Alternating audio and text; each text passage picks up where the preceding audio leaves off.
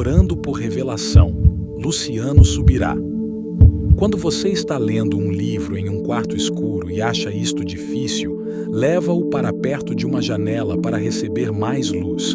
Da mesma forma, leve sua Bíblia a Cristo. Robert Murray M'Cheyne. Desvenda os meus olhos para que eu veja as maravilhas da tua lei. Salmos 119, versículo 18. Quando desejamos profundamente algo da parte de Deus, levamos isto ao altar do Senhor através da oração. Esta é a maneira de recebermos qualquer coisa que Deus tem para nós. Como Tiago ensinou, nada tendes, porque não pedis. Tiago 4, versículo 2. O autor do Salmo 119 tinha um anelo pela compreensão da palavra de Deus, e ele levou tudo em oração ao Senhor. Ele clamou por revelação da palavra. Este é um passo básico e fundamental que devemos dar em direção ao conhecimento revelado, orar especificamente por isto. Seja qual for a área das nossas vidas, se quisermos a ação divina, devemos orar. Mesmo que outros princípios espirituais estejam em operação, devemos clamar ao Senhor, e Ele nos responderá do céu. Revelação por trás da oração. Há uma revelação de Deus quando oramos. O Senhor nos prometeu isto: clama a mim, e responder-te-ei, e anunciar-te-ei coisas grandes e ocultas que não saber. Jeremias 33, versículo 3.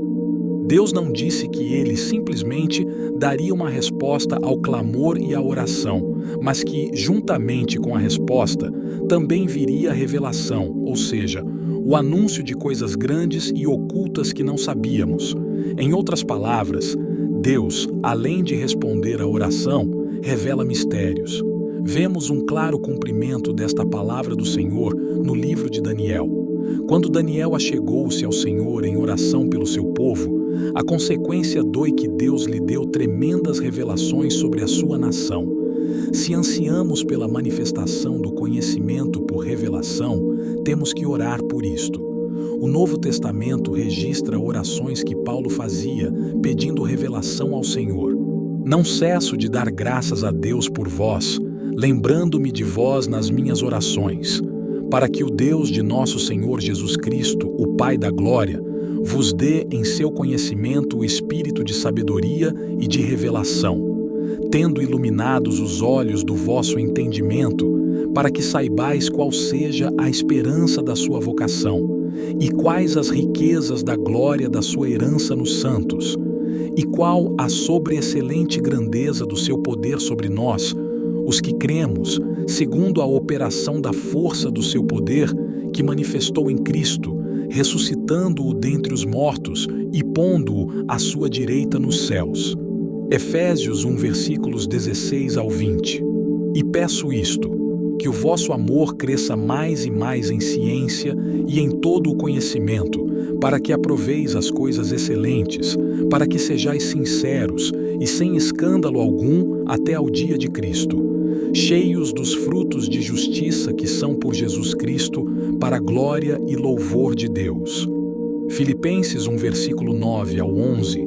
Por esta razão, nós também, desde o dia em que o ouvimos, não cessamos de orar por vós e de pedir que sejais cheios do conhecimento da sua vontade, em toda a sabedoria e inteligência espiritual, para que possais andar dignamente diante do Senhor, agradando-lhe em tudo, frutificando em toda a boa obra e crescendo no conhecimento de Deus, corroborados em toda a fortaleza, segundo a força da sua glória, em toda a paciência e longanimidade com gozo. Colossenses 1, versículo 9 ao 11.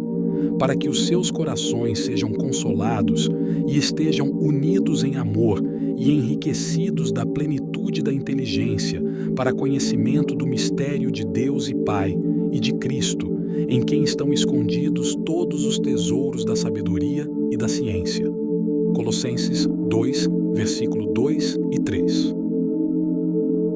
Algo que frequentemente eu tenho feito e aconselhado outras pessoas a fazerem é transformar estas orações à primeira pessoa do singular onde quer que haja pronomes.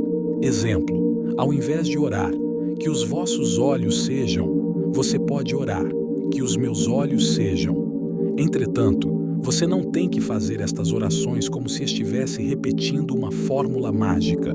O ideal é que você expresse o anseio do seu coração pela revelação da palavra, usando estas orações ou não. Uma coisa, porém, é certa. Se Deus dirigiu a Paulo a orar assim, e até mesmo a registrar em suas cartas que ele realmente orava por isto, então isto significa que o Senhor queria dizer-nos que nós também devemos orar desta forma, e ele responderá: intercessão. Enquanto o autor do Salmo 119 orava por si mesmo, Paulo, por sua vez, orava por terceiros. Esta é uma prática que devemos ter se quisermos ver pessoas sendo tocadas pelo espírito de sabedoria e revelação. Devemos orar pelas igrejas de hoje, assim como Paulo intercedia pelas igrejas da sua época. Se você conhece pessoas que demonstram uma grande dificuldade em entenderem as coisas espirituais, comece a orar por elas, e você verá de fato como nosso Pai Celestial intervirá.